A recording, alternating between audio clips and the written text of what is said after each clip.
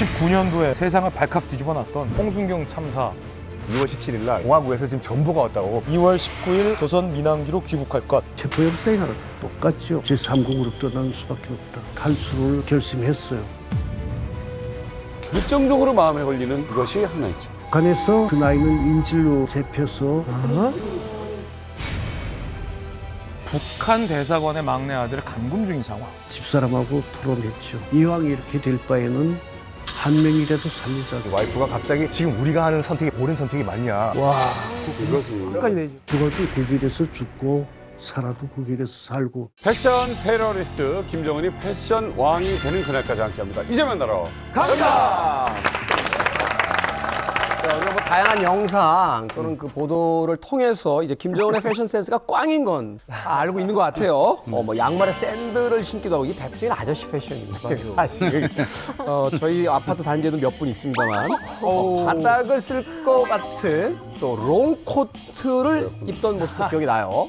손을 좀 해주세요. 이게 사실 이런 코트는 좀 이렇게 허리선이 나와서 핏감이 좀 있어야 되는 건데 북한에서는 김정은의 패션에 대해서 어떻게 생각합니까? 누가 뭐라고 하겠어요, 수령인데. 김정은이가 저렇게 입으면 다 따라하려 하거든요. 그렇지. 네.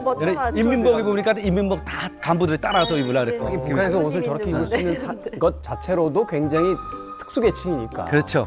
흉내내고 싶어서. 지금 사실 김정은 패션 지금 걱정할 때가 아닙니다. 왜요? 지금 김정은이 패션 테러만 하는 게 아니라 진짜 테러를 준비하고 있다는 그런 뉴스를 좀 본 적이 있거든요. 김정은이? 네. 정부가 해외 5개국 제외 공간에 테러 경보를 2단계 격상시켰습니다. 북한이 우리에게 보복 테러를 감행할 수 있다고 우려하는 건데요. 북한의 심상치 않은 움직임에 정부는 제외 공간 5곳에 대한 테러 경보를 격상시켰습니다.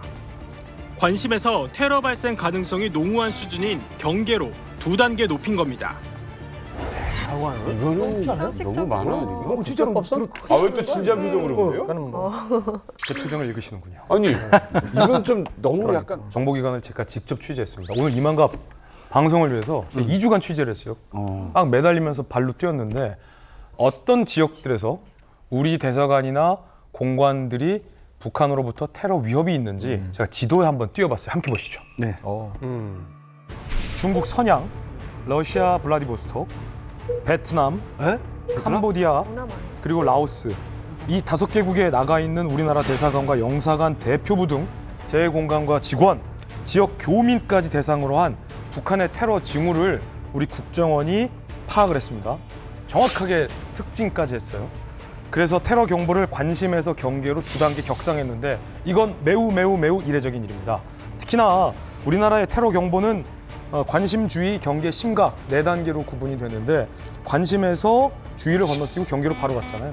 이것은 북한의 테러 징후가 구체적이고 정확하고 실질적으로 임박했다라는 뜻이라고 국정원에서 해석하고 있거든요. 그렇죠. 우리나라에서 테러 경보가 한꺼번에 2단계씩 상승하는 일은 거의 없거든요. 그러니까 쉽게 비교하자면은 그 김정일 사망 소식으로 남북 관계가 긴장 상태였을 때 2011년 12월이거든요. 그때 이제 테러 가능성을 염려해가지고 한 단계 상승된 적이 있고요.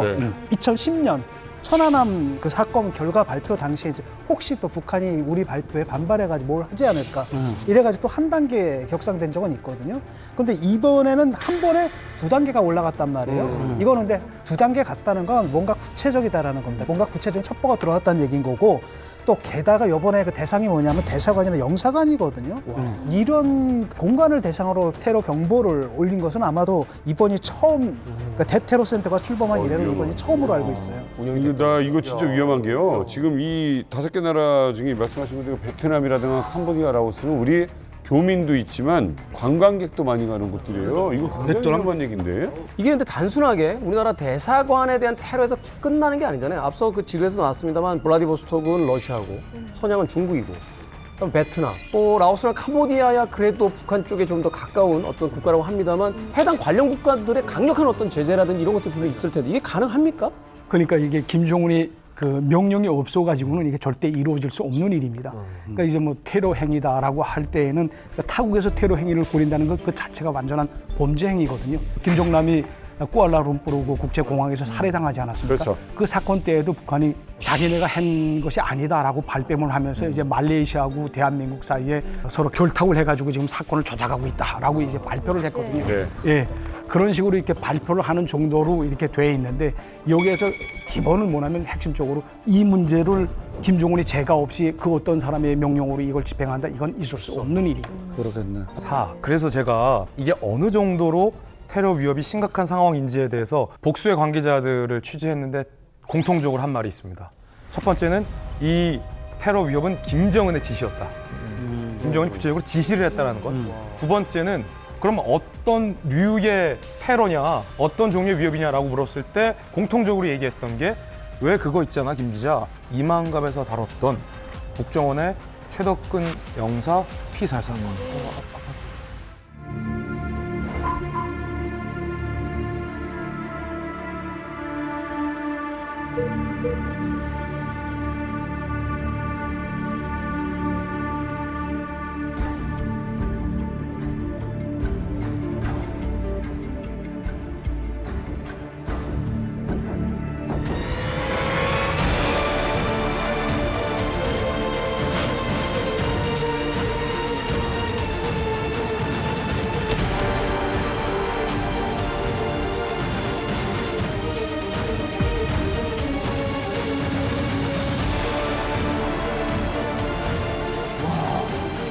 얼마나 부러웠을까. 이 가족들은 지금도 계실 텐데요.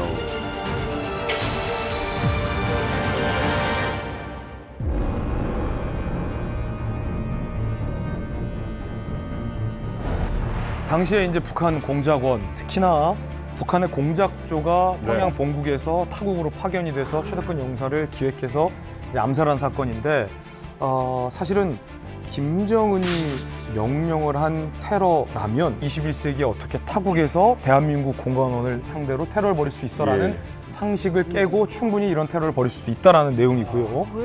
북한에서 공작조로 보이는 인원들이 최근 그 5개 나라로 파견이 돼서 활동을 한다라는 구체적인 첩보까지 우리 정보기관이 확인을 한 상황입니다. 자, 근데 북한 테러 징후에 이제 가장 심각한 것은 이제 김정은이 있다라는 게 정말 심각한 게 아닌가 하는 생각이 들어요. 지금까지 어떤 추상적인 위험이 아니라 이제 실질적으로 뭔가 벌어질 수도 있다라는 것이 아닌가 하는 생각이 들어서 정말 심각하구나 하는 생각을 해보게 되는데, 그런데요, 이 모든 테러와 어떤 정치적 행위라는 건 시점이 가장 중요하잖아요. 왜 지금의 시점에 북한 입장에서는 우방국이라고 할 수 있는 나라에서 이런 테러를 하려고 하는지, 이걸 알면 사실은 이 핵심에 가장 근접할 수 있을 것 같다는 또 생각을 해보게 되는데. 그렇죠. 방금 말씀하신 것처럼 만약에 북한이 실제로 러시아랑 중국 심양에서 테러를 벌이면은 그 나라와 외교 단교까지 각오를 하고 해야 돼요. 근데 만약에 진짜로 이제 김정은이 실제로 이런 테러 명령을 내렸다라고 하면은 그 이유가 뭘까? 아마도 요즘 그 고위 관리, 북한에서 고위 관리와 특히 외교관들이 탈북을 해도 너무 많이 탈북을 한다. 지금 이 앞에만 하더라도 지금 북한 초 엘리트 탈북 외교관 2분이 앉아 계시고 무슨 프로그램이 북의 소문들이 더 많아요. 아니 그리고 또 지금은 전공과 달리 냉면 장인의 길을 걷고 계시지만 또 김책공대 출신의 또 엘리트분. 형님 엘리트. 그러니까 이거를 봤을 때 특히 이제 최근에 코로나 이후에 이제 북한 엘리트층이 이제 많이 탈북을 하지 않습니까? 막 탈북을 하다 보니까 김정은이 열받은 거죠. 그래서 우리 외교관이 탈북을 했으면 그 대가로 대한민국 대사관을 공격하라! 이렇게 명령을 내린 거니까. 정확하게 보면 북한의 해외에 나가 있는 이제 무역 일꾼들이 많잖아요. 외화벌이. 네, 외화벌이 일꾼들이 최근에 굉장히 많이 탈출했습니다. 특히 앞서 말했던 이 5군데 지역, 중국의 선양, 블라디보스토크, 베트남, 캄보디아, 라오스에서 외화벌이 북한 일꾼들이 많이 탈출했습니다. 김정은 집권 이후 2015년에 한진명 전 서기관이 탈출했어요. 2016년에 영국 주재 북한 공사 태영호 의원이 탈출했어요. 2018년에는 이탈리아 주재 북한 대사들이 조성길 대사가 탈북해서 망명했어요. 그리고 2019년에는 압권이죠. 김정일 금고지기 사위이자 쿠웨이트에서 근무했던 우리 류현우 대사님까지 김정은을 배신하고 이 대한민국 자유를 선택해서 망명을 한 거죠. 이분들을 스튜디오에서 보니까 여기 다 와 계세요, 이렇게. 이분들이 다 이만갑에 계세요. 이분들 중에 우리 유현우 대사가 제일 신상. 그렇죠. 신상 신상 그리고 자 나도 이 형들을 다 알고 있다는 게 놀라워. 그런데 지금 저희가 화면에 띄워드린 네 분의 공통점은 이만갑을 택했다라는 것뿐만 아니라 북한 내에서 초엘리트들이라는 거예요. 그런데 초엘리트들이 김정은 집권 이후에 김정은 체제의 환멸을 느껴서 자유대한민국을 선택했다는 공통점이잖아요. 정민 씨. 예. 자, 이 엘리트들이 예. 제3국도 아닌 미국도 아닌 한국행을 선택한 결정적인 이유는 뭘까요? 한국행을 선택한 이유. 언어가 중요하지 않을까요? 그렇죠. 대화가 그렇죠. 좀 통하니까. 이 지식을 쓰려면은 이 언어가 통하는 데로 와야지. 외교관들이라고. 외교면은 잘하시잖아요. 영어 잘하시겠네요. 방금 깨달음이 온 거예요. 언어가 다 되네. 영어 다 되잖아. 태영도 저 영어도 되고 다 웬만하면 다 외우셨어요? 외우셨어요? 외우셔가지고 헷갈리게 이런 거예요. 사실은 말로 설명할 수 없고 지금은 공개할 수 없는 여러 가지 다 개인마다의 그렇지. 어떤 사정과 상황이 있겠습니다만 북한에서 굉장히 많은 특권층으로서 교육을 받았던 엘리트들은 북한 민족과 동포에 대한 책임의식과 소명감이 일반 주민들보다 더 크게 있겠죠. 네. 더 있어 맞아. 그만큼 한국에 와서 무언가 북한에 남아있는 가족이나 동포에 대한 자신의 미안함, 엘리트로서의 네. 책임감도 전 크게 한몫을 했다고 보고 또 하나는 앞서 김정은 시대 이전에 탈북해서 대한민국에 정착한 선배 엘리트들의 사례와 선례가 많이 축적됐고 네. 그걸 이미 다 이분들이 알고 있다는 겁니다. 첫 북한 외교관 망명이었던 고영한 박사님을 시작으로 주체사상 창시자인 황장엽 선생님 그리고 장성택을 20년간 모셨던 김동수 서기관 똑똑한 사람들. 그리고 99년도에 세상을 발칵 뒤집어 놨던 태국 주재 북한 대사관에서 근무했던 홍순경 참사까지 이들의 앞선 어떤 그 탈북 선례 이걸로 그 후배 외교관들과 엘리트들이 한국행을 선택하게 된 계기가 많다는 거죠. 유 대사님께서도 한국에 올 때 특별히 영향을 미친 인물이 있습니까? 예, 당연히 있습니다. 아 그래요? 이분 때문에 제가 한국행을 선택을 했거든요. 그러니까 제가 한국에 오게 되는 그 시점에 노트북을 한창 검색을 해봤습니다. 근데 검색을 해보는 과정에 제가 태국 주재 북한 대사관에서 근무했던 그 홍순경 참사님의 그 일대기를 그린 동영상 보게를 됐거든요. 또 이렇게 지금 한국에 오다 나니까 이만갑에 나올 수 있었다. 이렇게 보고 있습니다. 홍순경인 거죠? 예, 홍순경 참사입니다. 성함이. 대체 어떤 분이시길래 이 어떻게 보면 이 북한의 엘리트 중에 엘리트인 우리 유 대사님의 마음에 한국행을 좀 이렇게 선택할 수 있게 해주신 그분은 도대체 누군가요? 그 당시 홍순경 씨의 직책은 과학기술 참사였거든요. 근데 참사가 대사관에서 대사, 공사, 다음이 바로 참사입니다. 네. 굉장히 높은 직이고요. 거기다가 뭐까지 했냐면 사회안전부 산하 압록강 기술개발회사 태국 지사장까지 겸임을 하고 있습니다. 그래서 1999년 탈북 당시만 해도 황장엽 선생 다음으로 최고의 층의 그 탈북이었던 데가 그 정도예요? 거기다가 이제 가족이 또 함께 왔거든요. 그러니까 아마도 북한 내부에서도 이번에 그 탈북이 끼친 여파가 굉장히 컸을 것 같아요. 그래서 당시에 신문, 당시 신분이요? 당시에 이분이 탈출을 했던 당시에 태국 신문이라는 기사. 태국 귀한 거다, 귀한 거. 네, 그걸 갖고 왔습니다. 이겁니다. 일면인데 여기 보게 되면 타이어가 터져가지고 망가졌다. 실패했다.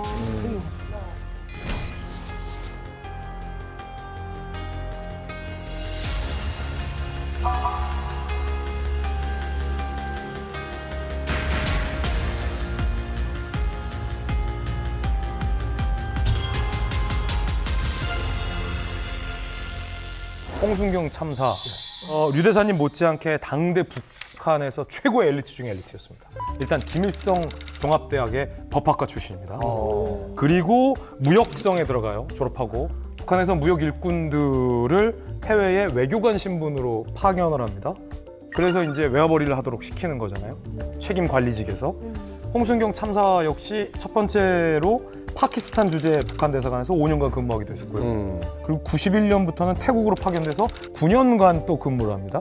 그러니까 14년간 해외에서 무역성 일원으로 일을 한다, 책임자로. 그럼 북한 평양 본부에서 굉장한 신임을 줬던 어떤 엘리트다라는 반증이거든요. 네. 여기서 이제 우리의 어떤 궁금증이 이제 새롭게 생기게 되는데 북한은 해외에서 몇 년 살면 무조건 북한으로 다시 돌아가야 한다라는 것을 저도 이 프로그램을 통해서 알고 있었거든요. 그런데 이렇게 오랫동안 해외 생활을 했다? 네. 14년 동안 해외에 체류할 수 있었다? 북한 최고위층의 신뢰가 두터웠다. 이렇게 이야기할 수 있는 거 아닙니까? 네, 뭐 대체적으로 이제 북한에서는 해외 파견 임기 기간이 3년으로 되어 있습니다. 그러니까 많아서 3년 6개월.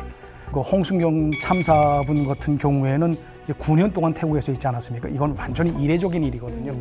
대체로 3년 반까지 계산해도 이거는 안준 속동입니다. 9년 동안 했으니까. 근데 이 홍순경 참사가 근무하던 그 시기가 북한에서 고난의 행군 시기였거든요. 그렇기 때문에 외화를 많이 벌어서 이제 국가에 바쳐야 되는, 국가 납부를 해야 되는 그런 시기였습니다. 그래서 이때 북한 당국이 태국에서 외화를 많이 벌어가지고 이제 조국에 납부하던 그 홍순경 참사는 뭐 9년 동안 있어도 된다라는 그런 아마 시그널을 줬던 것 같아요. 원래는 방침 대상 이외에는 일반인이 이렇게 9년 동안 있는 케이스가 거의 없거든요. 저는 이거 처음 봤습니다. 유학 갈 때도 보면 김책공대가 한 10,000명 정도 되는데 거기서 한 30명 유학 갔거든요. 가면 기술 보려면 좀 기술 배울 때까지 있게 해야 되잖아요. 그렇죠. 가서 학과만 끝나고 들어와야 돼요. 그것도 중간에 3년 있다 한번 북한에 불러요. 왜냐면 너무 안 부르면 그 나라에서 그 빨간물이 다 빠져가지고 흐물흐물해질까 봐. 근데 대사 구분이 9년 있었다는 거는 되게 그렇죠. 특이라고 볼 수도 있어요. 지금 이렇게 보시면 엘리트, 좋은 대학, 가질 거 다 가졌고 외국에 나와서 일하고 있고. 근데 이런 인물이 왜 탈북을 하느냐? 자, 타임머신을 타고 1999년 2월 16일로 건너가 봅시다. 2월 16일은 무슨 날? 6월 16일. 김정일이 김정일 생일이죠. 그래서 이 방콕에 있는 북한 대사관 직원들이 비상이 걸리고 일단 생일 파티 비슷하게 성대하게 다 끝내요. 얼마나 긴장했겠습니까? 이제 그 다음 날이 됐습니다. 2월 17일 날. 고생했으니까 우리 놀러 가자고. 그래가지고 이제 홍순경 참사는 부인이랑 또 막내 아들이랑 또 대사관 직원들 고생했다 해서 방콕에 있는 그 놀이동산으로 놀러 가요. 신나게 놀고 있었어요. 바이킹도 타고. 네. 근데 갑자기 대사관에서 또르르르 띡 전화가 오는 거야. 1999년 2월 17일, 2월 16일이 김정일의 생일이니까 휴식해요. 17일까지. 휴식하고 있는데 전화가 오더라고. 전화 받으니까 이 대선에 여기 지금 뭐 긴급한 선문이 하나 왔는데 와서 보라는 거야. 그래서 뭐가 그리 뭐 노는 날에까지 그런가 내일 가보면 되지. 그랬다고 내가. 그러니까 그런 게 아니라 빨리 와 봐야 될 것 같다고. 그래서 무슨 소린가 하고 하여튼 갔어. 대사관에 도착해서 북한에서 왔다라는 그 정보 내용을 딱 확인합니다. 그 순간 심장이 멎을 듯 다리에 힘이 풀려서 그 자리에 주저앉을 것만 같았다. 라는 홍순경 참사. 과연 평양 본국에서 왔다라는 충격적인 내용의 정보 내용은 뭐였을까요? 혹시 그 정도 다리가 풀릴 정도면은 가족상이나 뭐 이런. 본국에 있는 부모님 상. 그 정도 돼야 돼요. 그래서 제가 당시 홍순경 참사가 본국에서 받았다는 평양발 전보를 입수했습니다. 그렇다면 그 전보 내용은 뭐인지 지금 공개하겠습니다. 자, 발신 전보 0727-7541-1013-0002 1314-1002-4286-9684 난수잖아요, 난수. 숫자로 아무야. 지금 내용이 저게 자, 종미 씨, 이게 무슨 내용일까요? 해석 가능하죠? 끌어 가면 이제 로또 번호 비슷해요. 방에서 로또 번호 끊어서 해석하는 게 맞습니다. 보여주시겠습니까? 이 기자님? 대사님 아시죠? 저번에는 로또 사라고. 이게 난수를 이용한 그 암존이라는 건데 암호 전문. 그러니까 이 숫자가 4개의 숫자가 한 글자로 이제 한 글자로 표현이 되거든요. 그 이달의 난수표는 어떤 책 제목을 이제 가르쳐 줍니다. 그러면 이제 첫 번째, 두 번째 숫자는 이제 그 책의 페이지를 의미하고요. 세 번째 숫자는 이제 맨 윗줄에서부터 이제 쭉 내려오는 행. 행 그 번호를 의미합니다. 그리고 네 번째 숫자는 이제 왼쪽에서부터 쭉 숫자로 해가지고 이 찾아가는 이 글자 몇 번째 이 글자라는 거를 의미합니다. 아니 급한 정보인데 정보를 해독하다가 하루 걸리겠네요. 이 해독 내용을 제가 좀 갖고 왔어요. 내용이 뭡니까 도대체? 과학기술 참사 홍순경과 그 아들 및 기술자 4명 등 6인은 2월 19일 방콕을 출발하는 조선 민항기로 귀국할 것. 들어올 때 재정 문건 일체를 지참할 것. 놀랄 게 아닌 게 왜냐면 해외에 이제 오래 있으면 원래 좀 들어가야 되잖아요. 해외에 오래 있었으니까 북한에 들어와라. 뭐 이런 내용 아닐까요? 제가 눈칫밥머리가 좀 있는 편인데 우리 말로 해석하면 너 지금 돈 사고 쳤으니까 존말할 때 들어와 죽어. 이거는 말이 안 되는 거야. 그 말일 것 같아. 아, 제가 이상하게 생각하는 건 그 귀국 날짜가 좀 이상한 거예요. 그렇게 빨리 이렇게 들여버릴 수가 없거든요. 일반적으로 인기인수 하게 되면 뭐 참사나 소기한 할 때도 일정한 기간을 주민당인데 굳이 빨리 들어와. 이게 굉장히 이상한 전문이거든요. 그러니까 저는 개인적으로 저걸 보면서 어떤 생각이 드냐면은 이 사람이 9년 동안 외국에 나가 있었잖아요. 이분이 줄을 되게 잘 선 것 같아요. 줄을 잘 서가지고 9년 동안 있었고, 근데 줄을 댔던 그 선이 제가 봤을 때는 어떠한 사건에 휘말려가지고 처형되지 않았나. 말 된다. 이 전보를 보는 순간에 심경은 어땠을까요? 이 전보로 보였을까요? 검찰 소환장으로 보였을까요? 사형 선고장으로 보였을까요? 사형 선고장이지. 가서 또 보니까 이 암전이 체포 영장이야. 뭐라고 썼는가? 10년 가까이 거기서 근무했는데 당장 내일 모레 특별 비행기로 나하고 우리 아들하고 지문 기술자 6명이 와서 일했는데 그중에 핵심 4명하고 들어오라는 거야. 그 지령인즉 곧 체포 영장이나 똑같죠. 체포영장이지. 손발이 막 떨리더라고. 나한테도 결국은 죄 없는 죄를 들씌우려고 하는구나 하는 생각이 들면서 이게 베이징 지사도 다 망했고 일본 지사도 망했는데 내 차례가 왔구나. 완전히 낙담하고 도무지 발길이 후들거려서 제대로 가지 못하겠더라고. 그러니까 이게 단순한 소환장이 아닌 거예요. 그렇죠. 말하자면 이제 숙청 통보서가 이제 도착했다. 이렇게 이제 볼수 본인은 있는 아는 건데. 거예요. 홍순경 참사도 바보가 아닌 이상 그럼. 한번 확인을 해봅니다. 평양에 전화 걸어요. 지인한테. 나 돌아가니까 공화국으로 필요한 거 있으면 얘기하라고 사갈 테니까. 똑같다. 근데 평양에 있는 지인은 아무것도 필요 없다고. 이게 이상한 거야. 그렇지. 뭐라고 너도 태국 현지에서 뭐 평양에서 이미 벌써 이제 분위기가 다 잡힌 거예요. 국제전화는 다 감시할 테고. 그럼 왜 내가 지금 이런 그 처지에 처했을까? 라고 잠시 이제 복귀를 해보니까 홍 참사를 태국에 오래 머물게 있게 해줬던 그 북한 사회안전부, 우리로 치면 경찰이죠. 네네네. 경찰 소속의 이종환 안전기술국장이 체포된 일이 있었습니다. 자, 당시에 이제 이종환 국장이 어떤 모종의 뭐라고 할까 누명을 뒤집어 쓰고 관련된 사람들이 싹 다 북한으로 송환돼서 숙청을 당한 일이 있었습니다. 또 홍순경 참사 같은 경우에는 나도 약간 친했기 때문에 나한테도 불통이 튀는 것이 아닐까. 조마조마하면서 세월을 보냈어요. 근데 2월 16일 김정일 생일도 넘어갔고 이제 불똥은 나한테는 다 이제 끝난 일이구나 했는데 바로 그 다음 날 소환장을 받은 거죠.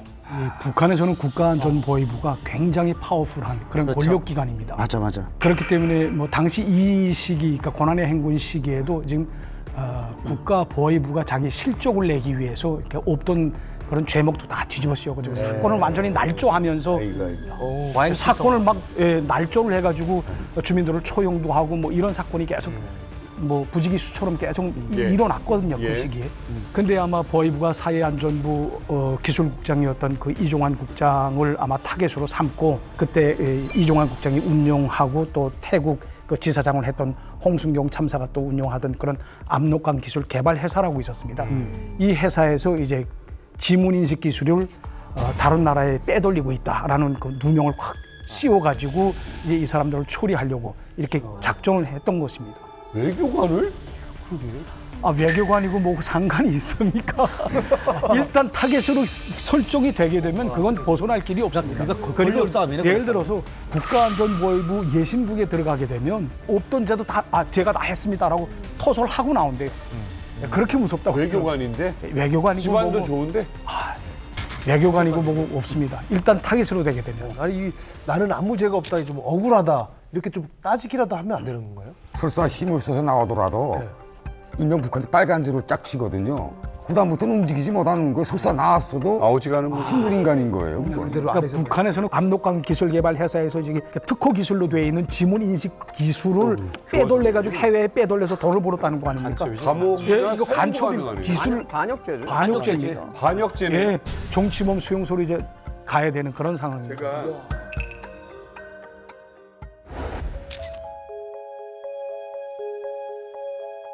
또 여기에 우리 대사관에 파견되는 이 외교관들 그거는 다 가족을 데리고 나가고 또 임시 뭐 출장 가거나 이런 사람들도 있고 연령이 그 초등학교 수준의 아이들만 데리고 나갈 수 있고 아이 하나만을 허락한 거예요.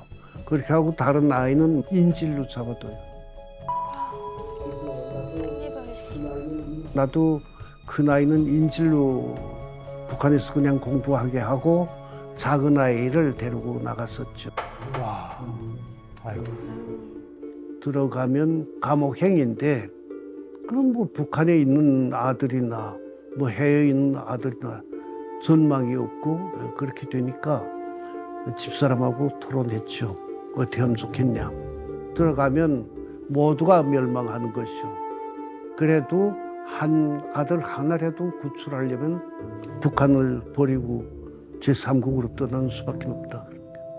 눈물 흘리면서 한 아들이라도 살려야 하지 않겠나. 그 결심으로 결국은 탈수를 하게 결심했어요.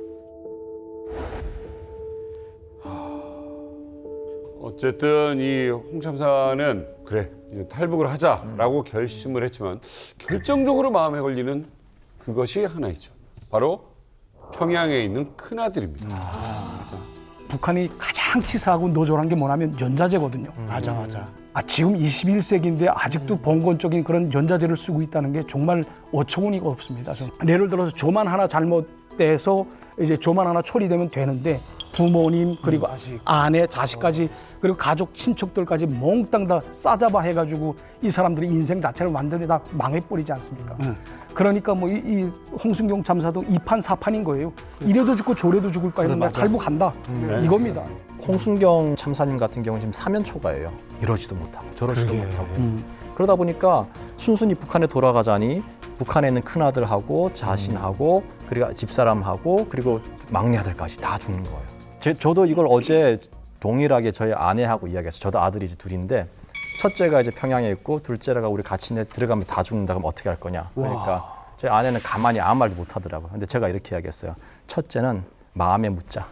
그리고 둘째라도 살리자. 저도 홍순경하고 똑같은 결정을 했을 것 같아요. 그러니까 저도 많이 생각해봤거든요. 어떻게 하면 될까? 근데 일단은 내 옆에 살릴 수 있는 애를 먼저 살릴 거예요. 그리고 저는 들어갈 것 같아요. 신랑이랑 같이 그냥 애는 일단 한국에 보내면 얘 안전은 보장이 되니까 보내고 그리고 북한에 들어가서 예. 아니 그러니까 여기서 선택이라는 게 이거예요. 들어가면 살릴 수 있느냐? 그럼 들어가죠. 들어가도 똑같아. 못 살라요. 그러니까 들어가서 다 죽을 거냐? 다 죽어요, 맞아. 그렇죠. 아니면 여기서 다른 길을 모색해보고 이거잖아요. 저희도 이게 탈북할 때 이렇게 모든 변수를 다 이렇게 예상을 하거든요. 그러니까 잡히면 솔직히 말해서 죽지 않습니까? 아무래도 끌려가는 바치고는 차라리 죽는 편이 더 낫거든요. 근데 이제 아이가 걸린단 말이죠. 저희 부부는 죽을 수 있어도 이 아이가 어떻게 돼갔는가 하는 그 걱정이 굉장히 이렇게 강렬하게 옵니다. 아무래도 부모니까 자기 자식, 자기 새끼가 어떻게 돼갔는가 이게 굉장히 상상만 해도 끔찍하죠. 근데 저는 이거를 좀 생각하면서 오히려 이게 부모와 자식 간의 천륜을 끊어버리려는 이 북한 당국 자체가 정말 사악한 정권이고 인간이 아닌 그런 인두고 볼 수 있는 짐승 집단이라고 저는 생각을 합니다. 이거는 그 어느 나라에서도 없는 일이거든요.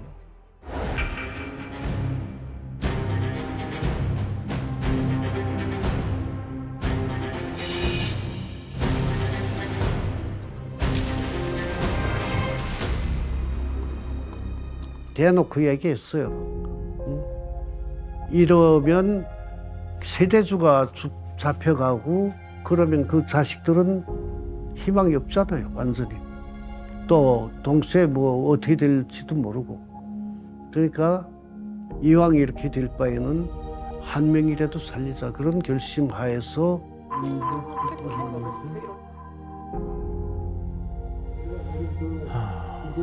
한 명이라도 살리자 그런 결심하에서 설득을 했더니 어머니가 자식 때문에 눈물을 펑펑 흘리면서 그럼 큰아이는 어떻게 하겠어? 큰아이는 현재로서는 대책이 없다. 어쩌겠냐.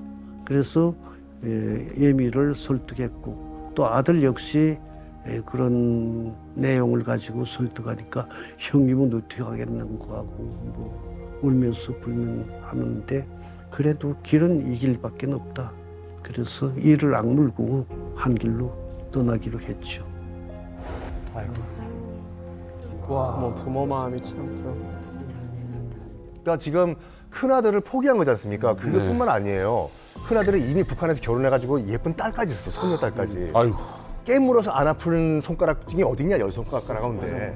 근데 안타깝지만 큰아들이랑 우리 손녀딸은 여기서 포기하고 눈앞에 있는 우리 막내 아들이라도 살리자라고 하면서 이제 탈북을 결심을 하는데 남은 시간은 딱 하루밖에 없어요. 아무 대책도 없어 지금요.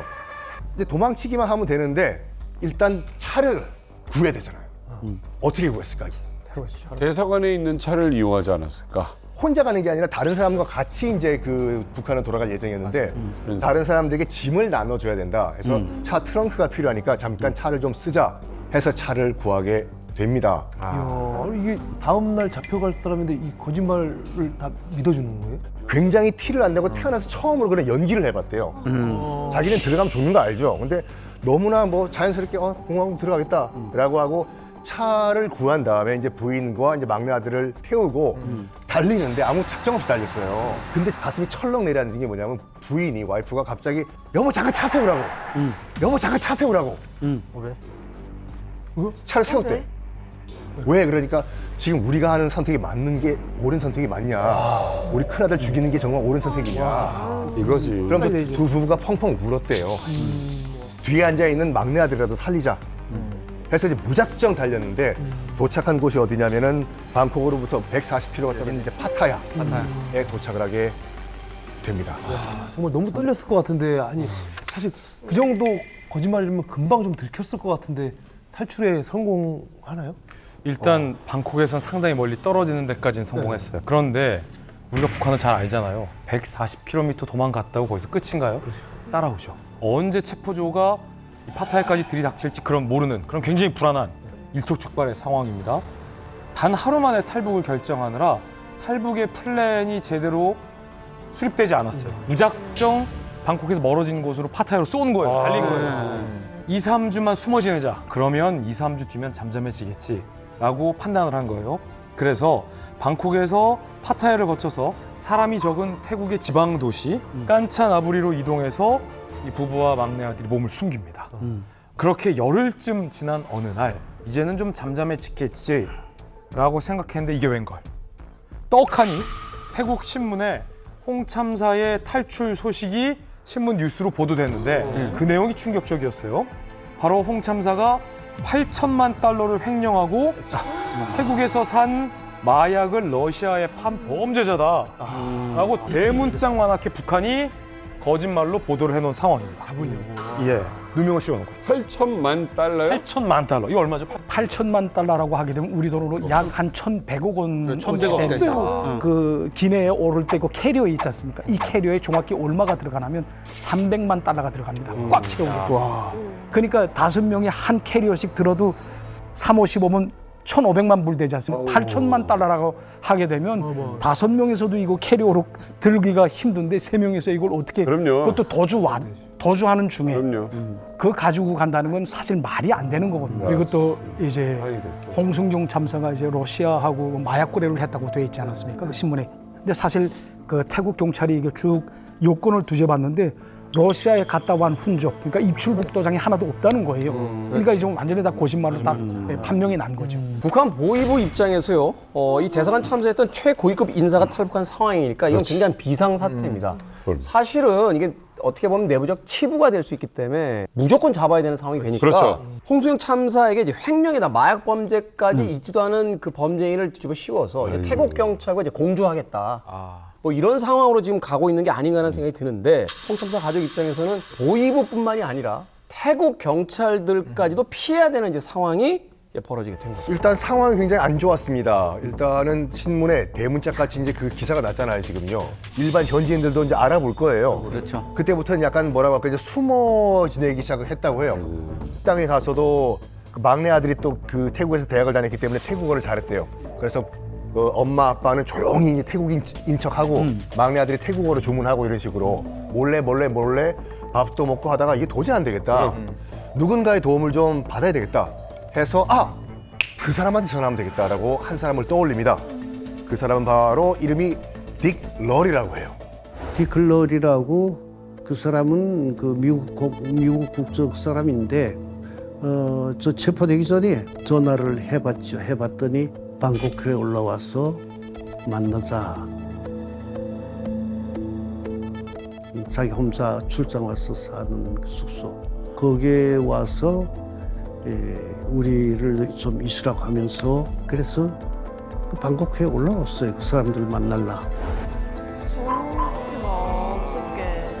이 지목인 인식 기술을 거래하면서 2년 동안 거래를 했던 이 미국 사업가인데 같이 술도 마시고 기술 개발도 한번 얘기도 하고 해가지고 또 미국인이다 보니까 미국 국적인 사람에게 도움을 요청을 하면은 미국의 도움을 받을 수 있을 것이다 라고 생각을 했던 것 같아요. 아니 근데 이 사람은 북한하고 같이 사업을 하는 사람이잖아요. 그렇죠. 사업가면 계속 북한하고 그 관계가 좋게 그렇지. 유지되어야 되는데 홍순경 참사님 때문에 그 사업을 포기하고 도와준다라는 거는 뭔가 좀 불안한데요. 이 사람도 만약에 주목을 받고 있으면 그렇지, 근처에 보이부가 깔렸다. 어떻게 믿고 가?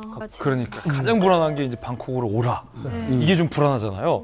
홍 참사의 표현에 따르면 딕 러리가 처음에 전화를 받고 당황하는 게 느껴졌대요. 그런데 곧 딕 러리가 굉장히 진심으로 걱정해 주는 게 수화기 너머로 홍순경 참사에게 전해졌던 거예요. 딕 러리 입장에서도 언론에 요주의 범죄자로 찍힌 사람을 도와준다는 게 얼마나 좀 부담스러운 일이겠습니까? 그렇죠. 어렵죠.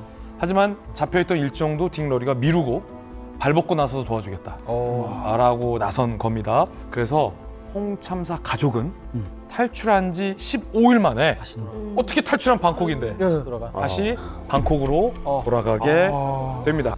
그래서 가장 먼저 홍 참사 일행이 어떻게 했냐면은 망명하고 싶은 나라의 대사관을 찾아갑니다. 나 망명하겠다라고 했는데 가는 곳마다 뭐라고 대답하냐면 미국도 그렇고 호주도 그렇고 캐나다 대사관도 그렇고 망명 받아줄 수 있다. 하지만 당신 지금 범죄자로 신문에 좀 났는데 비공개 망명은 우리가 받아줄 수가 없다. 그러니까 어떻게 해야 되느냐? 그러니까 유엔 난민 구치소에서 난민 수석을 맞춰라. 그 다음에 그 증을 갖고 와서 우리한테 망명 신청을 한다면 우리가 망명 신청을 받아주겠다라고 한 거예요. 그래서 결국 딕 러리의 도움을 받아가지고 3월 8일 유엔 난민 구치소에서 인터뷰를 마칩니다.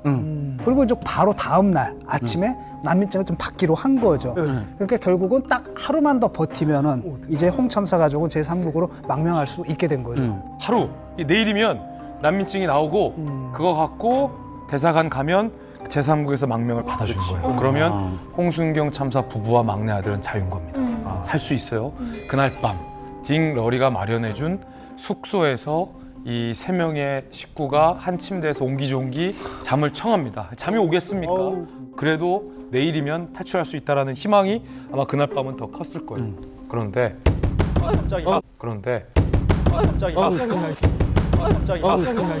깜짝 놀랐네 진짜. 모두가 겨우 잠들었던 새벽 5시 굉음과 함께 누군가 홍 참사 가족이 잠들고 있던 숙소로 쳐들어옵니다. 무슨 일 생겼어?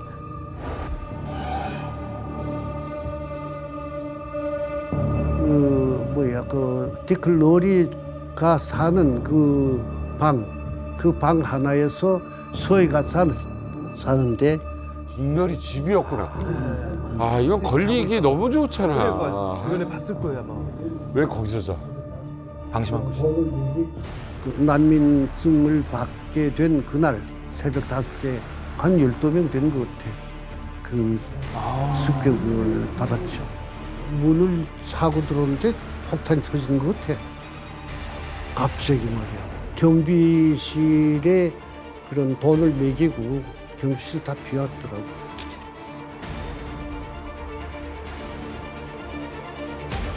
그 대사관 직원들도 있었고, 그 다음에 그 태국 경찰 두 놈이 있었어요. 그 놈들은 무기를 사고 그다음에 그 주변의 보이부 요원들이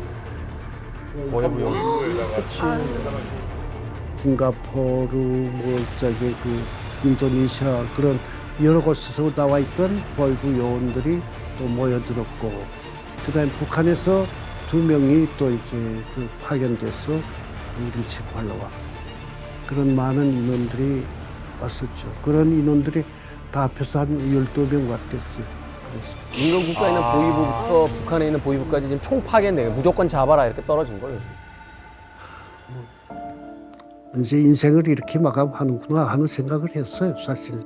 아내 얘기는 자기 목숨보다 아이들 목숨을. 아이들을 어떻게 하네요.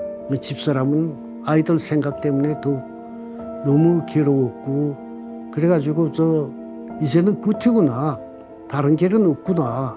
이런 생각을 했다 그래요. 막막하다. 자, 이들의 정체는 바로 북한 보위부 요원들이었고요. 본국에서까지 나왔잖아요. 그다음에 인근 동남아 국가에서도 보위부 요원들이 태국으로 온 거죠. 방콕에서 홍순경 참사 가족을 붙잡기 위해서 새벽 5시에 습격을 한 거죠. 거기다가 경찰 2명이 있었다며요. 태국 경찰까지 대동하면서 의기양양하게 북한 보위부 요원들이 그 집을 들이닥친 거예요. 홍 참사와 홍 참사 부인의 심경이 어땠을까요? 이건 더 이상 어떻게 해보겠다, 내가 살 수 있겠다라는 희망을 전혀 가질 수 없는 깊은 절망 그 자체. 얼마나 무섭고 충격적이었냐면 보위부 요원들이 뭐 소지품을 압수하고 주변을 샅샅이 뒤지는 동안 홍 참사가 말 한마디 할 수 없었대요. 너무 무섭고 절망스러워서. 이렇게 난민 인정을 뭐 2-3시간 남겨둔 새벽, 북한 보위부가 들이닥치면서 홍 참사 가족의 탈북은 18일 만에 끝이 납니다.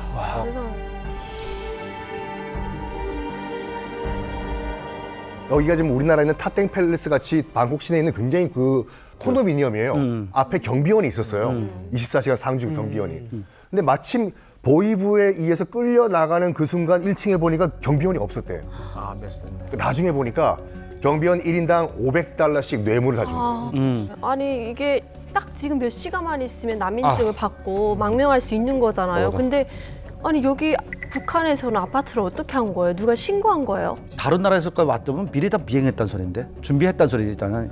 저희 신랑이 태국에서 그 국제학교를 나왔거든요. 그때 홍순경 막내 아드님하고 여기 같이 다녔던 거예요. 근데 신랑이? 네. 방콕에 되게 유명한 백화점이 있는데 친구들하고 거기 같이 갔는데 정말 딱 한눈에 봐도 북한 사람이다라고 이제 의심할 만한 사람들이 걸어오더니 되게 처음에는 호의적으로 묻더래요. 너희 고향이 어디냐? 한국에서 왔냐? 뭐 너네는 뭘 좋아하냐라고 묻더니 마지막에 홍순경 참사 아들 얘기를 하면서 혹시 학교에서 대화를 해봤냐? 알고 있냐? 같이 놀고 있냐라는 질문을 하더래요. 근데 당시 어린 마음에도 뭔가 그 사람을 안다라고 하면 안 될 것 같더래요. 그래서 그냥 학교에서 보기는 했지만 개인적으로 친분은 없다라고 했는데 그 자리에 한국 외교관 아들이 있었는데 저녁에 전화 와서 걔네를 잡으려고 북한에서 지금 왔다고 한다. 아빠 얘기로는 그러더래요. 그러니까 그렇게 수소문을 다 하고 다니면서 어디에 지금 은신처로 잡고 있는지 조사를 했던 것 같아요. 아마 북한 보위부가 그렇게 수사하고 다닐 때 태국 경찰의 도움을 아마 많이 받았을 것입니다. 그 홍순경 참사가 지금 현재 무슨 그 쌀 대금이라든가 그 마약 거래에 지금 연루돼 있다고 범죄자로 지금 몰아가고 있지 않는 상황입니까? 그러다 나니까 이제 태국 경찰도 아마 북한 대사관, 그러니까 북한 보위원들한테 협조했을 수 있는 그런 가능성이 큽니다. 그리고 또 홍순경 참사가 이제 잘못을 뭐 했다라고 하게 되면 유엔 난민 그 신청을 위해서 유엔 난민 구치소에 계속 왔다 갔다 했거든요. 이 과정에 아마 북한 보위원들이 이걸 낌새를 채술 수도 있습니다. 왜냐하면 북한 보위원들은 대체로 이렇게 외교관이 탈북했다라고 하게 되면 유엔과 관련된 그런 사무소들 그리고 한국과 미국을 비롯한 그 족대국의 그 대사관들, 용사관들 그 주변을 샅샅이 다 훑거든요. 그리고 다 잠복을 서고. 근데 그게 내가 그 실수한 게 자동차 번호가 대사관 번호인 걸 그냥 끌고 다녔다고 그걸. 오 마이 갓. 그렇게 하고 2명을 자기네 고용을 했더라고. 경찰관을. 태국 경찰. 우리 부수위도 있었고 그냥 그 자동차 번호를 그대로 쓰면서 끌고 다녔으니까 거기서 들통이 난 것 같아. 아, 막막하다. 어떻게 보면 이제 홍순경 참사 이제 가족들은 이제 어떻게 되는 건지 이제 어떻게 보면 보이부한테 잡혔으니까 이제는 뭐 거의 끝난 거 아닌가요? 보이부에 체포돼서 끌려간 곳이 어딘 줄 아십니까? 9년간 일했던 대사관. 태국 주재 북한 대사관. 그렇죠. 거긴 북한 영토니까. 이거 끝난 거잖아요, 그러면. 북한 영토니까. 일했던 곳을 끌려간 거예요. 어떻게 탈출했는데. 북한 대사관에서 일할 때는 굉장히 고위급이었잖아요. 그런데 똑같은 사람들이요. 똑같은 장소요. 이렇게 잡혀오니까 반역자 신분이죠. 그렇죠. 가족들을 감금하고 개 돼지만도 못한 취급을 받기 시작합니다. 밥은 물론이고 물 한 모금조차 같이 일했던 동료들이 주지 않았다는 거예요. 그 동료들이 안 주고 싶어서 안 줬겠습니까? 보이부 12명이 있잖아요. 거기에 또 간부가 들어와가지고 그 방에서 이런 말을 했다고 하죠. 뭐라고요? 수령님과 장군님 사진 빼라고. 이 반동 자식들이 있는 똑같은 방에 수령님과 장군님의 사진이 같이 있을 수가 없다. 사진 떼라고. 그런 다음에 이런 말 했다고 해요. 그 보이부 관계자가 테이프를 뚝 던지면서 이거 한번 들어볼 생각이 있냐? 이 뭐냐? 그랬더니 뭐 평양에 있는 당시 큰아들 목소리야. 뭐 평양에 있는 당시 큰아들 목소리야. 와. 그러니까 큰아들을 벌써 이제 구금한 상태에서 강요한 거예요. 아버지 빨리 돌아오시라고. 와. 마지막으로 큰아들 목소리라도 한번 들어보자고 해서 좀 목소리 한번 들어볼게 틀어달라 했더니 뭐라고 했냐면 딱 테이프를 뺏으면서 어차피 북한 가면 교화소에서 다 만나게 될 건데 굳이 지금 들어볼 필요가 뭐 있냐. 그 상황에서 보이부에게 잡혀갔던 막내 아들이 이 대사관에 잡혀 들어오는데 멀쩡한 다리에 기부스 상태로 들어와요. 기부스 상태로 들어와요. 얘라. 저 악마들이구나.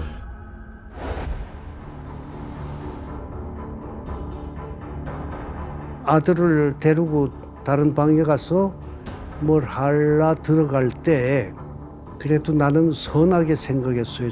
들 아이니까 그래도 아침이라도 먹이려고 데리고 들어간 줄 알았는데 알고 보니까 거기에 들어가서 이 다리 보통 다리를 만들어서 데리고 나왔더라고.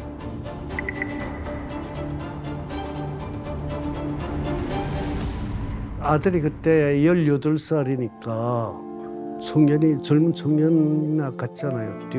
뛸 수 있고 달아날 수 있고 뛰는 걸 방지하기 위해서 나무 판대기 같은 거를 붙이고 섞고 그런 걸로 이렇게 감아요. 그래가지고 이 보통다리 만들지. 반맥으로 들어간 줄 알았더니. 와, 너무 잔인하다. 국가가 아니야. 너무 미안하고 내가 정말 우리가 죄 없는 사람 끌어들가려고 하잖아요. 근데 그게 살아날 구멍 수가 없어요. 거기 끌려 들어가면 그게 너무나 분통하고 그런데 그 어린아이한테 그런 수모를 당하게 만들고 이게 그 아들이 직접 당하는 그 수모 또 우리 가족이 전부 당하는 수모를 생각할 때 원수를 갚을 수도 없고 그 자리에서 그래서 그런 그 비참한 시간을 괴롭게 보내왔어요. 사실은 자식을 위해서 할 수 있는 게 없어요. 이거는 살아날 구멍이 없어. 그러니까 여기 나와 있는 보위원들이 대체로 하는 짓이 이제 뭐 전통적인 방법이라고 할까? 그러니까 깁스 씌워서 이게 뛰지 못하게 만드는 게 우선 첫 번째고 그 다음에 많은 분들이 나 소리치고 뭐 이렇게 하게 되면 되지 않아. 입을 막기 위해서 항히스타민제를 이제 주입을 합니다. 하게 되면 정신이 몽롱하거든요. 그러니까 같이 따라가자는 대로 따라갑니다. 그렇기 때문에 아무런 손도 못 써요, 이거 사실. 이거 너무해서. 이만감을 계속 진행을 하면서 깨닫게 되는 거죠. 북한은 국가라기보다는 갱들이에요. 갱들이죠. 갱도 이렇진 않아. 그러니까요. 참 이야기를 들을수록 끔찍하고 잔인해서 이야기를 끝까지 듣기가 쉽지가 않습니다. 이제는 더 이상 도망갈 길이 안 보이는 거 아닙니까? 그러니까 더 절망감이 큰 거죠. 홍순경 참사 부부가 깁스하면서 나오는 아들을 바라볼 때 아까 그 많은 세월이 지났는데도 저 쳐죽일 원수들을 어떻게 갚을까라는 생각을 했다는 걸 선명히 기억하잖아요. 맞아. 자, 이제 어떻게 되냐? 홍 참사 작은 아들 승용차에 태우고 홍참사 부부는 포박한 채에 미니버스에 태워서 본국으로 송환할 준비를 다 합니다. 자, 이제 본국으로 잡아가는 거예요. 그런데 정말 홍순경 참사가 대단한 게 그 절망의 상황 가운데서 무언가 한 줄기 희망을 품습니다. 그 와중에. 자, 아까 어디로 해서 북한으로 강제 송환된다라고 했죠? 비행기. 홍순경 참사가 마지막 희망의 끈을 되살리는 게 태국 공항으로 가면 거기서 소리를 치고 난동을 피고 억울함을 호소해서 태국 경찰의 눈에만 띄자. 그러면 탈출하자. 라는 희망의 실날 같은 희망의 끈을 잡게 됩니다. 그런데 그런 생각을 하던 찰나 홍 참사와 아들을 태웠던 차량 2대가 네. 갑자기 공항이 아닌 다른 곳으로 방향을 휙 틉니다. 알 것 같다. 배?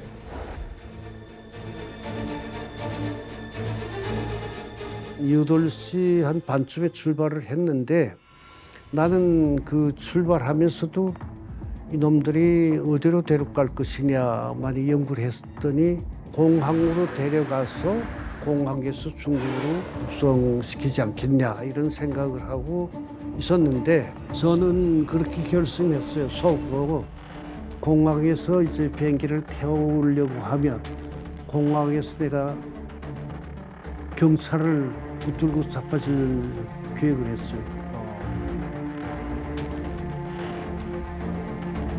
그래서 경찰한테 마지막 호소를 해서 난 끌려 안 가겠다 이런 하고 이 태국에서 뭔가 판결을 받아야 되겠다 이런 생각을 마음속으로 가지고 그 기회를 노렸죠.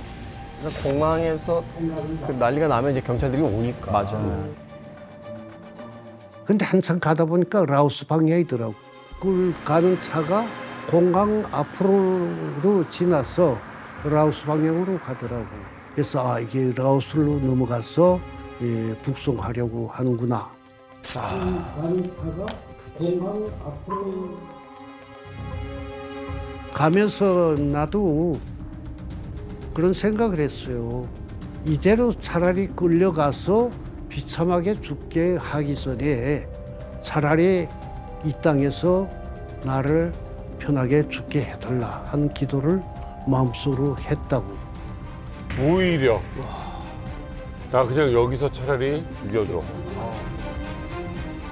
끌려가면 개수검을 당하되 차라리 죽는 게 훨씬 낫죠. 그 북한 실상을 아니까. 아니 사람이 오죽하면 차라리 여기서 그냥 이 고통이 끝났으면이라는 생각을 하고 있는 거죠. 예, 라오스는 다 아다시피 완전 침묵 국가거든요. 어느 정도나 그때 북한 주민이 한 수십만 명을 라오스로 이주 계획을 세웠어요. 그래서 하나의 작은 북한을 라오스에 건설한다고 했댔어요. 이 정도로 북한하고 완전히 친밀 관계거든요. 그래서 그때 선발한 게 북한의 맞은 경찰, 병원, 학교까지 다 지을 계획을 세웠던 나라예요. 이 정도로 북한하고 완전 친밀한 국가예요, 라오스와. 홍 참사 가족이 그 대사관에 감금되어 있었을 때 있지 않습니까? 그때 이제 아내와 함께 했던 얘기가 있습니다. 우리가 죽으면 아이들이 어쩌면 살 수도 있을 거야. 그러니까 우리가 죽자. 그래서 홍 참사 부부가 이제 간절히 기도를 하기 시작합니다. 탈출하기 어렵다면 차라리 죽게 해주십시오. 그리고 차 지금 타고 있지 않습니까? 그래서 뭐라냐면 차라리 이 차가 뒤집혀서 우리가 죽었으면 좋겠다. 그렇게 기도를 했다는 겁니다. 참 부모 입장에서 봤을 때 얼마나 처절한 거예요. 말이 돼. 그러니까 우리가 죽어야지 아이들의 그런 그 죄값이 좀 약간 경감이 될 것이다. 우리가 죽어야지 아들이 산다 이건데 당시 이제 홍 참사 부부가 타고 가던 버스가 2년밖에 안 된 미니밴이었거든요. 그러니까 어떻게 보면 북한 입장에서 봤을 때 거의 새 차예요 이게요. 어차피 지금 그 차는 그 방콕을 지나가지고 라오스 쪽으로 가고 있습니다. 여기는 4차선 직선 도로예요. 허 벌판의 직선 도로인데 갑자기 그냥 허 벌판에 있는 4차선 직선 도로에서 빵! 빵!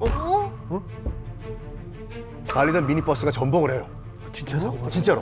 어떻게? 그러니까 정말로 우리를 죽게 해주십시오라고 했던 기도가 현실화된 것인지 기적과도 같이 차가 전복해요. 정말 기적 같은 상황이고 야, 어떻게 이런 일이 있을까? 라는 생각이 드는 버스 사고거든요. 그래서 제가 그때 당시 사고 상황을 좀 디테일하게 묘사해 드리고자 뭔가를 좀 갖고 왔는데 아니 이게 말이 되는 얘기예요? 믿어지지가 않네. 좀 시청자들의 이해를 돕기 위해서 당시에 이 홍순경 참사 가족이 네. 붙잡혀서 끌려가던 도로를 좀 재현해 봤습니다. 그러니까 그때 당시 홍 참사의 작은 아들을 태운 승용 차량이 앞서서 라오스 국경 방향으로 달리고 있었고 부부를 태운 미니버스 뒤따르고 있었습니다. 물론 포박됐고 양쪽에 보이부 요원들이 강하게 양쪽에 딱 나란히 라오스 국경 방향으로 달리고 있었던 거예요. 그런데 갑자기 타이어 하나가 펑 하더니 미니밴의 타이어 하나가 빠지면서 차량이 막 흔들리기 시작합니다. 타이어가 빠져요? 그러더니 차량이 한 바퀴를 굴러서 도로 바깥으로 전복되게 됩니다. 한 바퀴를 굴러서 도로 바깥으로 전복되게 됩니다. 유리창도 깨지고 썬루프도 열리고 급기야 이 안에 탑승했던 홍 참사의 아내가 버스 바깥으로 튕겨나가서 떼굴떼굴 굴러서 도로에 쓰러지게 된 거예요. 기적과도 같은 버스 사고가 이렇게 난 거예요. 이게 믿기지가 않네. 이게 가능하다고요? 제가 이 북한 외무송에 있을 때 이 사건에 연루돼 있었던 그런 사람을 제가 알거든요. 그 사람이 당시 상황에 대해서 저에게 쭉 얘기한 적이 있었는데 그때 당시에 태국은 그 비포장 도로가 굉장히 많았대요. 그러니까 북한처럼 도로가 울퉁불퉁하면서 나쁘니까 차가 계속 왔다 갔다 하는 과정에 이 타이어가 계속 닳고 했는데 옛날에는 다 튜브를 연 그런 타이어였을 겁니다. 하다가 이 튜브를 놓고 이제 가다가 이제 타이어가 이거 빵 하고 파수가 났다는 거예요. 펑크가 났다는 겁니다. 그러면서 이게 차가 흔들흔들 하다가 이제 전복이 되는 그런 상황이 발생이 됐다고 하더라고요. 그래도 그게 지금 터진다고? 저도 안 믿겨요. 이런 일이 실제로 벌어졌다는 게. 근데 지금 저는 그래도 비관적인 거. 보이는 떨어졌고 어쨌거나 보이부는 저 안에 있고 그렇죠. 앞에 벤츠 한 대에도 지금 또 타 있어요 보이부가. 그렇지. 참사님 그 아내분은 튕겨져 나오셨잖아요. 예. 이 정도면 어마어마한 큰 사고인데 그렇지. 많이 다쳤을 것 같은데요. 자, 지금부터 무슨 일이 벌어지는지 설명을 드리십시오. 일단 홍순경 참사의 아내가 썰루프를 통해서 도로로 구른 상황이잖아요. 당시 홍 참사의 증언에 따르면 아내의 손등과 팔 피부가 다 벗겨져서 피가 철철철철철 나는 상황이었어요. 보세요. 사고가 이렇게 배형 사고다 보니까 주변에 인근에 있는 사람들이 웅성웅성 모여들기 시작합니다. 홍 참사 기억에 따르면 한 200명가량 시민들이 모여서 우리가 좀 도와줘야 되는 거 아니야? 야, 많이 다친 거 아니야? 라고 웅성웅성 사람들이 모이게 돼요. 보이보 요원들이 사람들이 모여드는데 홍 참사를 포박하고 있잖아요. 아내가 떨어져 있는데 포박 상태구나. 눈치가 보일 거 아닙니까? 그러니까 보이보 요원들이 경찰이 아닌데. 그렇지. 네. 눈치를 보다가 일단 홍 참사의 포박을 풀어주게 됩니다. 슬그머니. 게다가 주변 사람들이 신고를 해서 현장에 경찰차 출동합니다. 앰뷸런스까지 현장에 도착을 하게 됩니다. 삐뽀삐뽀 이렇게 앰뷸런스가 출동하게 된 상황이에요. 홍 참사가 딱 보니까 보이보 애들도 정신없는 거예요. 그렇지. 그러니까 홍 참사가 이때 기지를 발휘합니다. 슬금슬금 아내를 부축하더니 네. 홍 참사가 아내를 안고 슬금슬금 앰뷸런스로 잽싸게 뛰어듭니다. 앰뷸런스 문을 닫고 홍 참사가 고 호스피털 이라고 간절하게 외칩니다. 앰뷸런스는 아내를 태우고 병원 쪽으로 내달리기 시작합니다. 예, 홍 참사가 아내를 부축해가지고 앰뷸런스에 탔죠. 그래도 최고 수준의 보이분들 아닙니까? 한 사람이 딱 올라탄 거예요. 감시를 벗어나지는 못하게 된 거죠. 그래서 셋이 인근 병원으로 함께 이동을 합니다. 그런데 어쨌든 이 사건이 태국 내에서는 굉장히 큰 사건이었나 봐요. 그래서 신문에 대대적으로 보도가 됐고 또 그 결과 한국에서도 홍 참사 일가에 관한 뉴스가 보도가 됐습니다. 지난달 19일 잠적한 것으로 알려졌던 태국 주재 북한 외교관 부부가 북한인들에 의해서 납치됐다가 극적으로 탈출한 사건이 어젯밤 태국에서 일어났습니다. 납치 도중 극적으로 탈출한 태국 주재 북한 대사관의 홍순경 참사관과 처 표현희 씨는 지친 표정이 역력합니다. 홍 씨는 눈 주위에 멍이 들었고 표 씨는 손을 크게 다쳐 격투 당시에 처절했던 상황을 짐작케 합니다. 와, 저 얼굴이 지금 많이 다치셨어요. 홍 씨 가족을 나눠 태운 두 대의 배는 방콕에서 북동쪽으로 470km 떨어진 나콘 라차시마주의 고속도로를 달리고 있었습니다.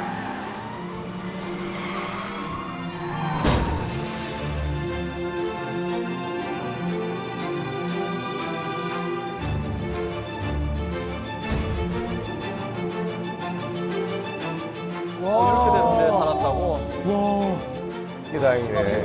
와. 신이 있다니까 진짜. 정말.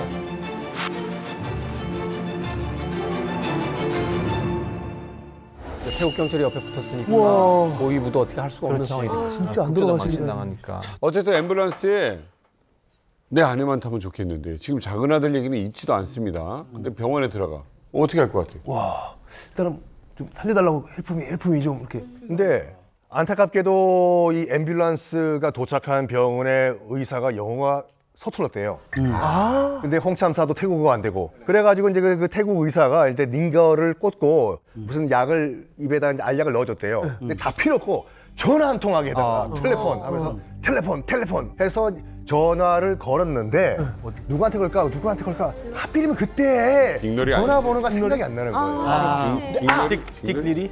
하나가 누구? 빅놀이 아니죠?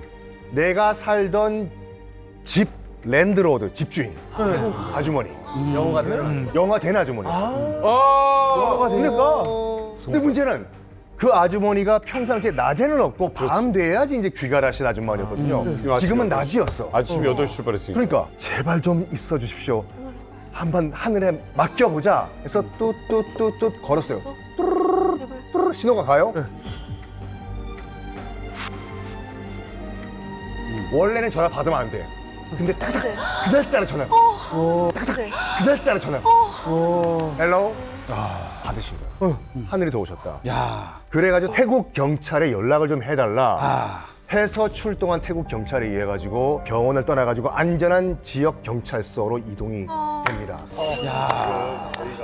그러니까 나는 이해가 안 되는 게 저희 이모부도 법의부인데 법의 사람들 되게 법의놈들이 철저하고 악독하거든요. 근데 전화를 하게 했다는 것 자체가 그러니까 못 들어오게 되게 못 들어오게 한 전화 것 못 하게 했었거든요. 정말 정확한 점을 지적해 주셨어요. 그러니까 지금 여기 현장에는 그 병원에 태국 병원에는 홍참사와 부인과 보이부 요원이 여기 있어요 지금. 지키고 있을 거 아니에요. 지키고 감시하고. 있는데 지금 전화를 거는 모습을 뻔히 쳐다보고 있잖아요. 이유가 있었습니다. 보호자로 생각. 원래 평양에서부터 알고 지내던 보이부였어요. 진짜로? 같은 아파트에 살던 이웃이었어. 급기야. 평양에 있을 때 같은 아파트 살면서 홍참사의 도움을 또 받았어 이 사람이. 그래가지고 전화를 걸어도 그냥 못 본 척 해준 거예요. 그냥. 그렇구나. 그래서 안 죽인 거야. 홍참사는 천원이야. 진짜 신이 있어서 그 기도를 듣고 바퀴를 펑크 냈다라면 거기서 끝나면 안 되죠. 전화도 하게 해줘야죠. 신이 이야기가 완성이 되는 거니까. 그리고 또 착한 사람 중에서 어떻게 딱 그 사람만 같이 앰뷸런스에 같이 탔냐고. 진짜. 그렇지, 그 많은 사람.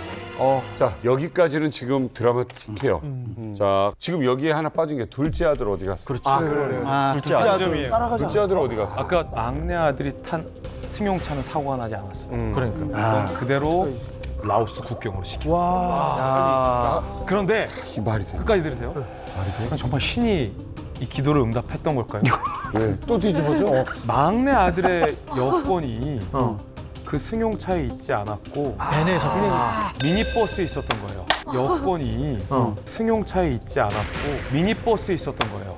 그래서 국경을 못 넘은 거네. 북한 애들이 라오스로 이 막내 아들을 빼내려야 빼낼 수가 없는 거예요. 여권이 없으니까. 이거 뭐야? 그래서 기적적으로 막내 아들을 태운 차량이 다시 라오스로 대사관으로. 빠져나가지 못하고 다시 방콕으로 향하게 돼서 북한 대사관의 막내 아들을 감금 중인 상황.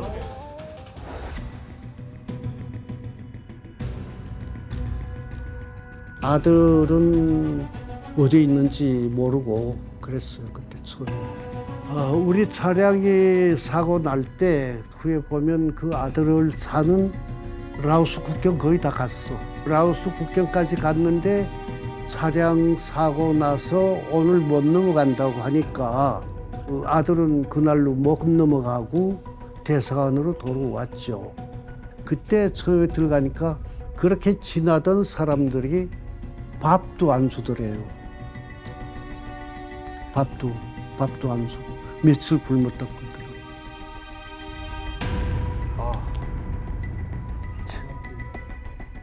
나와 집사람은 구원됐는데 우리를 보고 헬리콥터를 타라 그래. 헬리콥터로 해서 이 이미그레이션 그게 구치소에 갔어.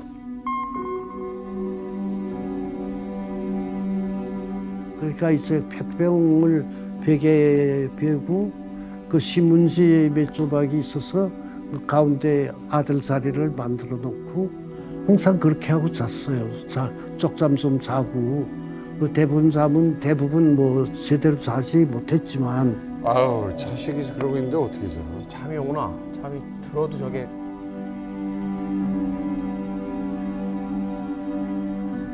그 며칠간을 그저 지옥 속에서 사는 것 같은 그런 그 속에서 하루하루를 지냈어요.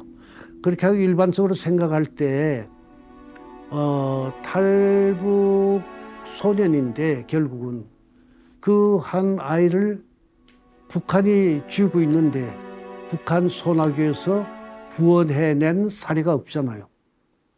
그러니까 우리도 이 아들을 구원할 수 있다는 확신을 가질 수가 없는 거예요. 이제 다른 길이 더 없다고. 더 다른 길이.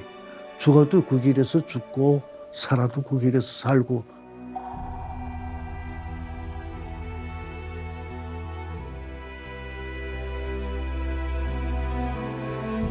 무조건 이 자리에서 나는 죽어야 되겠다.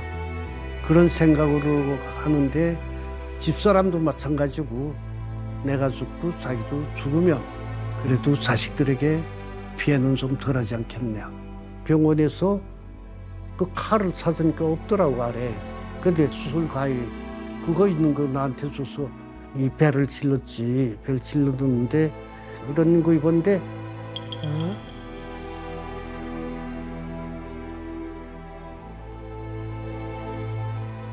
찌르는데 또 옆에 간호사들이 막 달려들어서 빼들고 그래서 여기서 뺏기고 그 다음에 교회 간 거는 화장실에 가서 벽을 받아가지고 죽고 말겠다. 그래서 가서 정말 힘껏 받아봤는데 집이 소리가 굉장히 커서 또 이 간호사들이 막 또 달려들어. 그래서 이게 죽는 것도 쉽지도 않구나 하는 생각 들었고 어떻게 하면 죽겠는가 노력했죠.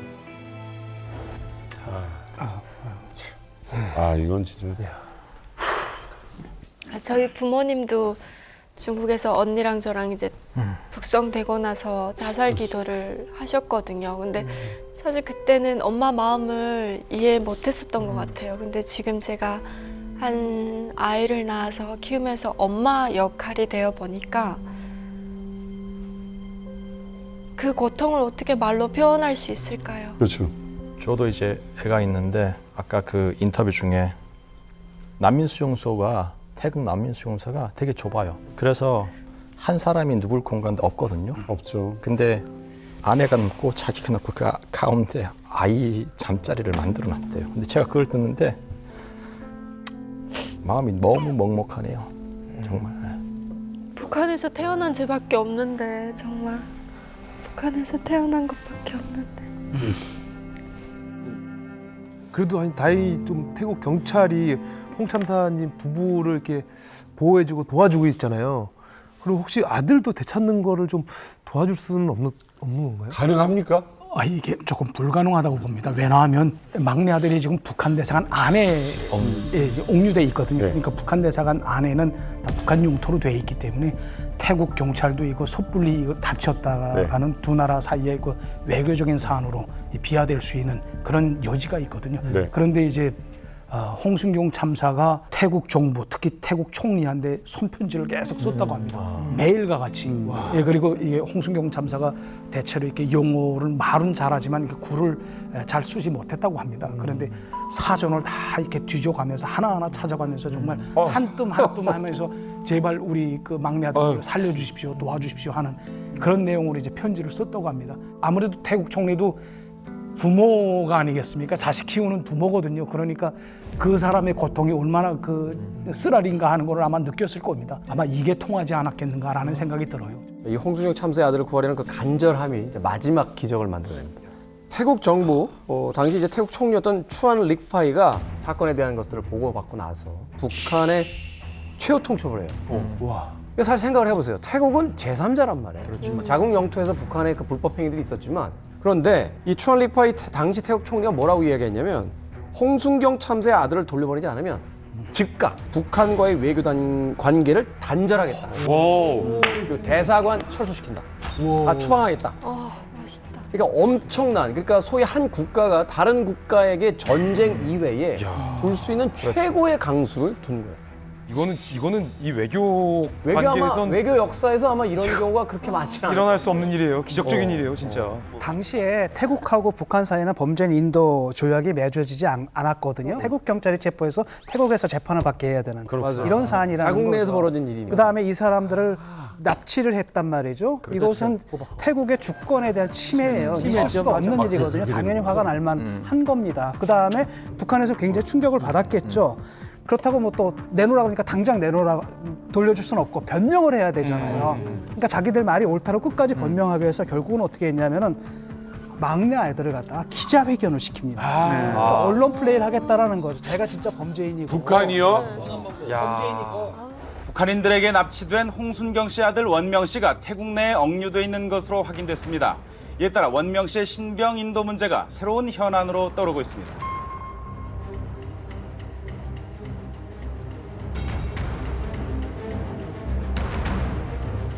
The immediate release of Mr. Hong Won Myung, son.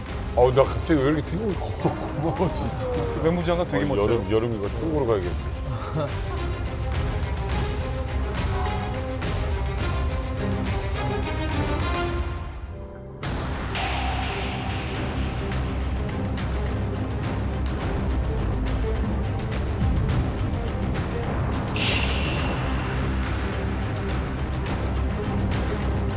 เลยคิดว่าแล้วกลายเป็นคนทรยศต่อชาติด้วยนะฮะอย่างนี้ผมไม่เอาเด็ดขาด Our country's economy, everything, this society will pick up within this year and pick up very, very quick, very fast. And I want to be a part of it.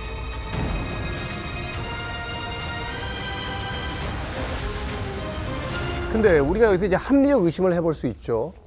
이제 제가 만약 태국 사람이라면 입장이 이제 반반으로 갈렸을 거란 말이에요.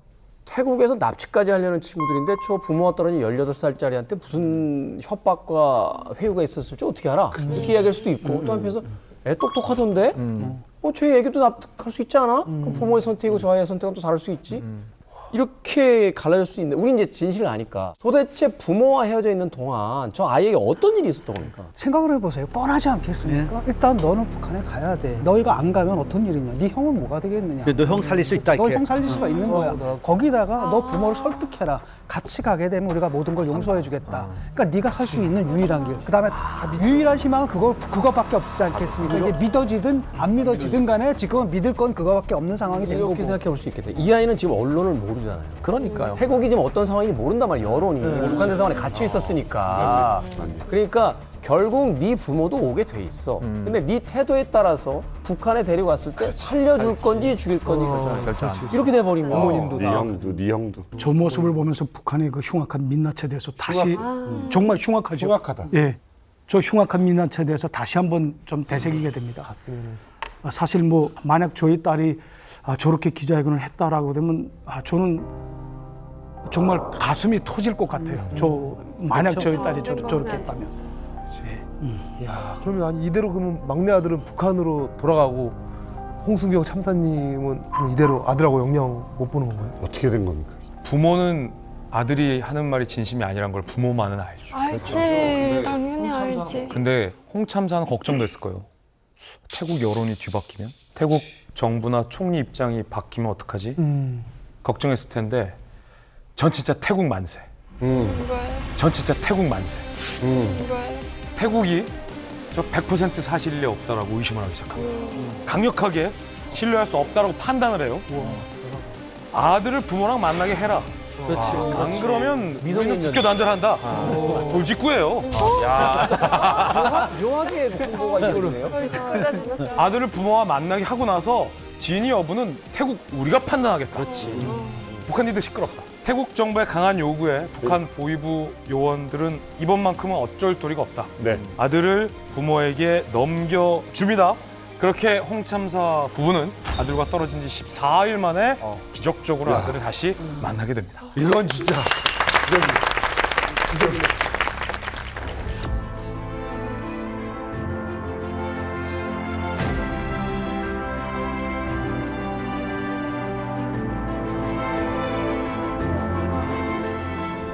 엄마가 아이고 머리만 컸지 애야. 그러니까 일하는 분이 아이를 데리고 우리한테 왔어. 내하고 집사람인데 그 이상 뭐 더 바랄 게 없었죠. 사실은 같은 방에서 둘이서 이 가운데 자리를 내놓고 자던 그 수술에서 그 서희가 꼭 붙들고 자다 보니까 짧은 기간이겠지만 너무나 눈물겨운 생활이었고 정말 바랄 수 없는 바람이 실현된 그런 순간이기 때문에 이 세상에 다시 정말 태어난 그런 기분이 기적이다. 바랄 수 없는 바람이 어마어마한 또 나로서는 그래도 아들 하나는 구했구나 하는 그런 그 감사와 정말 날아갈 듯 했어요. 사실은 너무 껴안고 한참 울다가 아들이 걱정스러워서 하는 말이 내가 거기서 기자회견 했는 걸 들어봤는가 그래. 아버지 나 이거 가들이 시켜서 이런 소리 했는데 어쩌는가.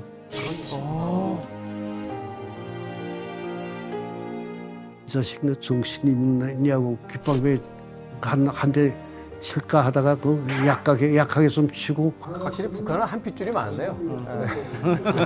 귓방망이 한 대 치는다는 이야기에서. 가로서는 방법이 없은 거예요. 아들 뭐 북한에 있는 형이라도 뭐 다른 가족들이라도 좀 더 책임을 덜 지게 그렇게 처벌을 적게 받도록 하는 길이라고 생각해서 시키는 대로 말한 거죠. 그 끝난 다음에 뭐 아버지 엄마한테 올 것도 생각을 못 했었고 경찰도 그렇고 거기에 외교부에서 나와 있는 그 사람도 그렇고 시켜서 한 소리라고 다 알고 있다고 하면서 걱정하지 말고 같이 있으라고 해서 그때부터 우리 세 식구가 또 가부에서 같이 있었죠. 정말 야. 기적이 일어났네. 영화로 치면 이제 엔딩 보셔야죠. 정말 해피 엔딩입니다. 일단 가족 제외가 다 됐어요. 어떻게 됐어요? 끝난 거 아닌가? 아니야. 이제 벌 받을 사람은 벌 받아야 되겠죠. 태국 정부 격분합니다. 태국 정부 진짜 열받았어. 원래 태국 공권력을 좀 무시한 거잖아요. 그렇죠. 관련 지금 그 보위부 직원들 다 끌고 와가지고 취조실이라고 하지 않습니까? 이쪽에선 보이는데 이쪽은 안 보이는 거. 안 보이는 쪽에는 그 보위부 요원들 다 세워놓고 홍참사를 세워요. 통쾌하다. 그거를 잡아가려고 한 북한 보위부 직원 찝으라고. 그리고 우리 태국 경찰한테 뇌물 준 북한 보위부 직원 찝으라고. 여기서 어떻게 했냐? 홍참사관은 기억이 안 난다고 했습니다. 나중에 그 책을 보니까 아들. 내가 북한에 보여줄 수 있는 마지막 호의였다. 아들이 있으니까. 큰 아들. 그래가지고 이 납치 사건에 관련된 북한 대사관과 대사관 직원들 다 추방. 다 추방. 관련 그때 그 신문이 있거든요. 한번 보시죠. 5 Korean diplomats sent home이라고 해놓고 집에 보냈네. 5명의 뭐 여기 북한이죠. 북한 외교관들 고국으로 집에 가. 방 빼. 이건데 이번 failed abduction이라고 나왔어요. 실패한 납치 사건 때문에. 그리고 홍참사 가족은 태국 난민 보호소에서 1년 8개월을 보낸 다음에 2000년도 10월 드디어 대한민국 땅을 밟습니다. 박수 한번 쳐야 되는 거?